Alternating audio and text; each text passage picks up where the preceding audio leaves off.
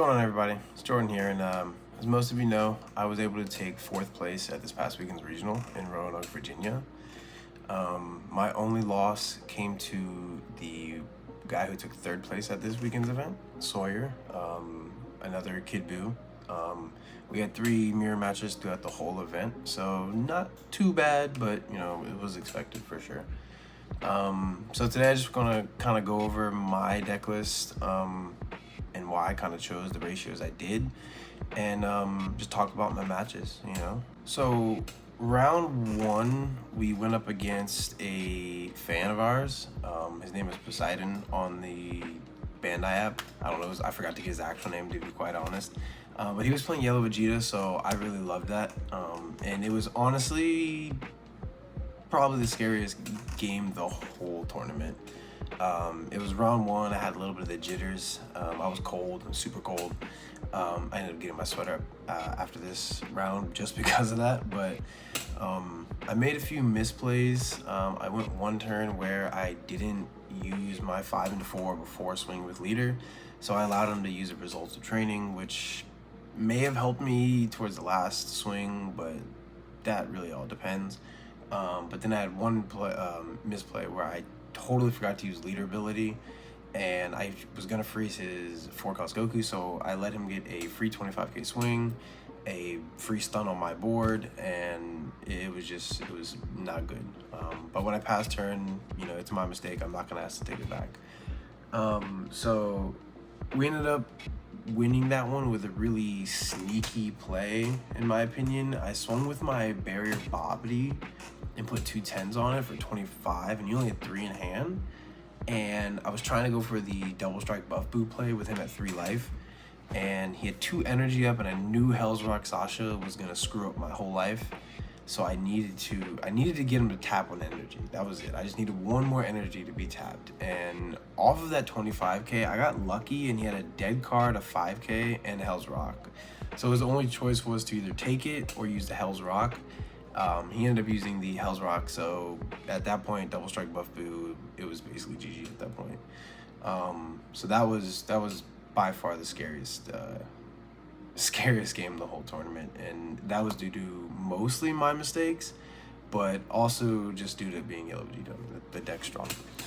Our round 2 was up against Sawyer, who ended up taking 3rd place, and to be honest, that went like most mirror matches with amongst fellow good players. We kind of started doing the same thing for the most part. He was playing more of the 4-cost Gokus. I was using like my 2-cost stun Buus. I ended up trying to go for game, and I think if I would have pitched another 10, I may have been able to get him to take a life to go for game. But once he comboed out of it, there was no more swings, and it was just GG from there. But he took that win. Thankfully, that was our only loss for the day.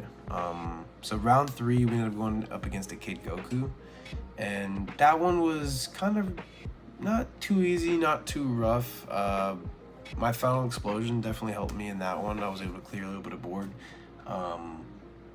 He kept clearing my board, that's for sure. But that one, like I said, it wasn't too bad. So we took that win.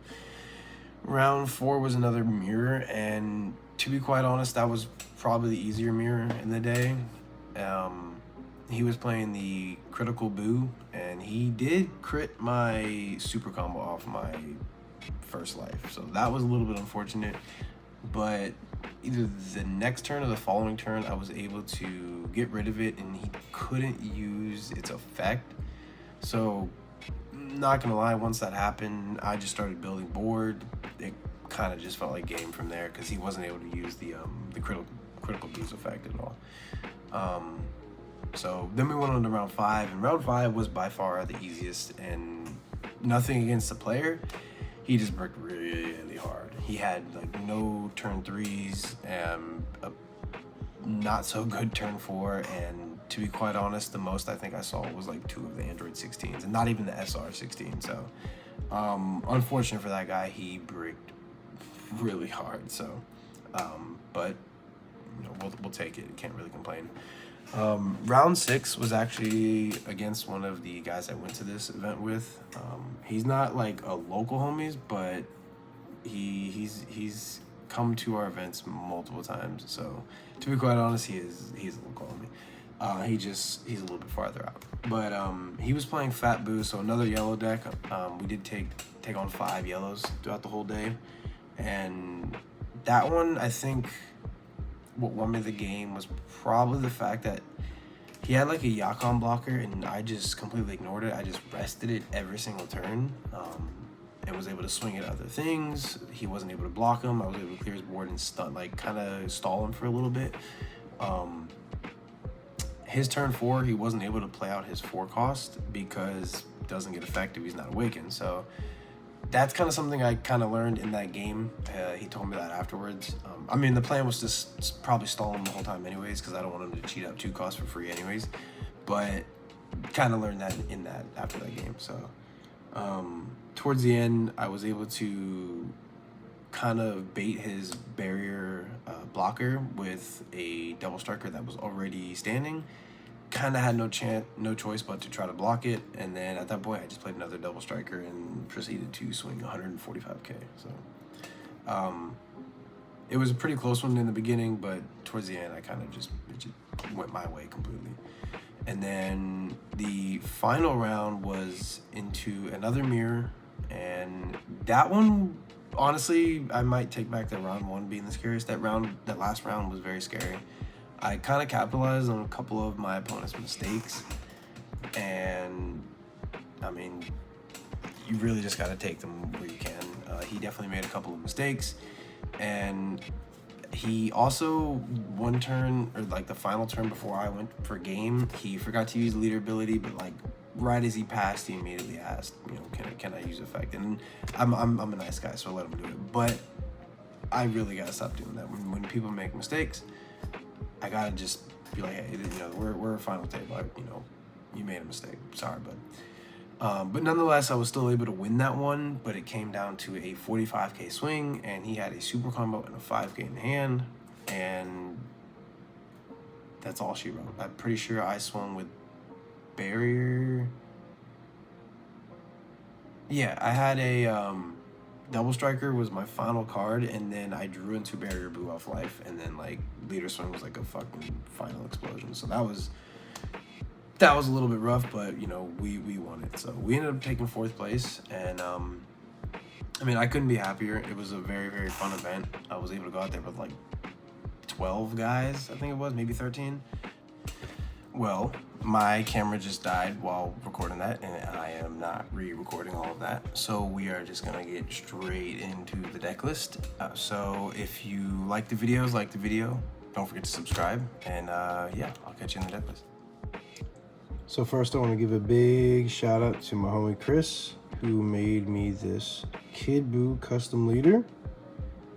If you want to get your hands on some of your own custom leaders, just got to join the Discord and send them a message there.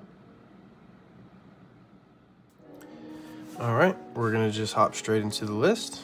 So to start off, for those of you who might not know what the leader does, front side, he draws 1 when attacking, awaken at 4 life, draw 1 card. Flip the card over. When he is awakened, he draws 1 when attacking, and for his leader effect, you have activate main once per turn. It's kind of hard to read, but if you have a battle card with the cost of 4 more Majin in a special trait in the battle area, you get to basically stun one of your opponent's cards for free. So pretty unique, pretty cool. Not a very hard effect to really use, so we're gonna just hop straight into the list. All right, so first 4 cards, we like to get our super combos out the way. Super combos. Not much needed to be said. We got our Chiles because we like to be flashy. 4 cantrips. You got to go with the Yamus just because it can be used with the 2-cost Bobbity, but to be quite honest, you're not really using it for a blocker effect that often anyways, so you really could use whatever cantrip. But if you want to be realistic, yeah, just use the Yamus. Next is a little bit controversial. I still think I'd rather just have 4 more cantrips. But I went with the 4 Bobbities. Round 1, it kind of hurt me. My first search, I bottom deck 2 super combos like right away, and that kind of hurt. And obviously, if I would have just, had cantrips, that would have been 2 super combos in my hand. But that also would have been, I would have been stuffed with 3 super combos early, and that's never really good either. But we went with the 4 Bobbities. You can search any card really except for your super combos, your double strikers. There's a couple of non-Majin cards, but for the most part, it searches most of your deck. And the next 8 cards are really all the same card. We have 8 of your 1-cost rest any cards. Literally the exact same card, just different trait, different character. I decided to go with 8. My main thing was like, what does yellow try to do? We like to rest cards, freeze cards. With leader effect, you can't really freeze a card if it's not rested, and sometimes people try to get around that by not swinging with something. This just gets around that. You can almost always have one in your hand. Throughout the whole tournament, I literally was always able to rest something, and it just felt good. It's cheap, 10k combo. It's 8 of your 10ks, so in my opinion, you don't really go less than 6 at this point. Starting with our 2-cost, we're gonna go with our pretty obvious card, the Bobbities, the broken card. End of turn, choose any battle card with, is it Wicked Souls? Yeah, Majin or Wicked Souls, and its special traits, make it a blocker, restand it. It's disgusting. We went with 4 of them. The next 2-cost, we went with the Fat Buu. It's 4 more of your 10k, so that puts us up to 12 10ks. I think this is the one card that could be maybe cut to 2 or 3. It's not needed to win matchups or anything like that, but it definitely came in clutch a few times. To be honest, it's usually paired with something like this, so it's like a 3-cost play because you need to pitch. If you want to swing with it and get any effect out of it, you got a combo on top of it. So it's maybe you use one of these to rest something else, swing, or you rest something, swing at that because it's like a cantrip or something, easy kill, stun something else. You could run it maybe 2 or 3. I just was trying to go with consistency for this event, so I just went with 4. Starting with a 3-cost, we got 3 of the barrier Bobbities. I know a lot of people are trying to go with the crit version. Barrier's always done me good so far this set. Obviously, with the 2-cost Bobbity, you make this a blocker. With this setup, you almost can, you can't be double struck unless you're facing a Giblet or something like that where they can double strike you and be a little bit annoying. But for them, you just set up 2 or 2 Bobbities, and any other blocker really will help you with that one. But you cannot be double struck, and it feels really good. So I still went with the barrier. The next 3-cost, I really wasn't running this card at first, but it's just too good, and that's the Buhan. I did a 3-3 split between barrier and Buhan, so these were kind of my go-tos for turn 3. If I couldn't set up a barrier kind of early, then I would just go for this. But then I'm not gonna lie, I learned a lot during this whole tournament and started realizing this is not essentially what you want to do every game, is just turn 2, turn 3 into some slower matchups. Yeah, it's pretty nice, you can just pop these down, you don't really have to worry about a board, and then you can just do really anything at that point. But into some other matchups like Cell, you really got to clear those Android 18s, so you really want to rest those, swing into those, play a lot of cantrips, and then play this turn 3 to just really keep your hand size up. So I honestly think I might switch this up to 4, but I just like this at a good 3-3 split. Like I said, slower matchups, it felt better to play barrier, but into some faster ones where maybe your opponent's getting a big hand size, play this down, pop on your cantrips, hopefully they stayed, and you just grow your hand while they're depleting their hand. A lot of times though, if I didn't have a cantrip stuck on board, this would kind of feel weird because what the hell am I gonna KO? But that's where I think you just gotta start. If you're gonna go with the Buhan, you just gotta spam these. Your 1-cost for the first 2 turns. Just if you can get 3 1-cost down, by turn 3, you should be able to have something to KO for this. So moving on to our 4 costs. Oh wait, no, we still got a couple 3 costs, my bad. We added the one of. We weren't really using it at first, but obviously like this generically is like the perfect turn 3. With Buu tanks, you kind of really wanted to save your bobbies when you're awakened. You don't want to use them too early, you don't want to use them too late though. But now it's a one of, like, just getting it on turn 3, you know, draw 2, or no, they discard 2, you draw 1. It's really, really good. Our last 3 costs, we went with 2 buff boos, and we kind of did a 2-2 split with the double attackers that we'll show here in a second. I felt like I didn't really need to have this ever early game. For the most part, I wanted to just do these early games and my 4 cost early game to mid, and this was almost specifically just to try to kill my opponent. So that's it for the 3 costs. Starting with the 4 costs, the other double attacker. I think I only used this like once the whole tournament, and I really hate to say it, especially because it's such a good art. You could probably drop it. I really, really hate to say it. I was thinking, you know, you kind of need it because it's another 4 cost for a leader effect. And that is kind of true, to where if you can't really stick a 4 cost and this is like the only 4 cost in your hand, there was that.